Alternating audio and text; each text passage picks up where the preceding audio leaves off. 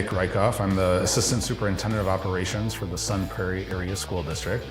And my name is Chad Whalley. I'm one of the associate principals here at Sun Prairie West High School. So really focused on building and designing a school that would encourage interdisciplinary partnerships within the school and collaborative spaces that can be very flexible and used for multiple different avenues, whether it be instructional changes or course changes. Our art teachers were heavily involved in the selection of the furniture in the art department, and same with tech ed, and we even had students involved in the process in talking about our cafeteria seating. Student feedback is that they like the flexibility, they like the difference it brings in each day. They don't feel like they're trapped in one room for 87 minutes every day, and they know that they have some options if they want a little bit more privacy or maybe a small group to go work on with less distractions. They have some options. Diversified has really met the needs of our tech ed department, especially in our woods area. Our woods teacher is a great craftsman and really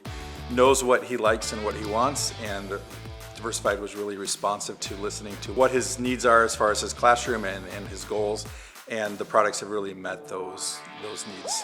You know, we had high hopes for our furniture choice. We made hundreds and hundreds of furniture decisions in opening this building.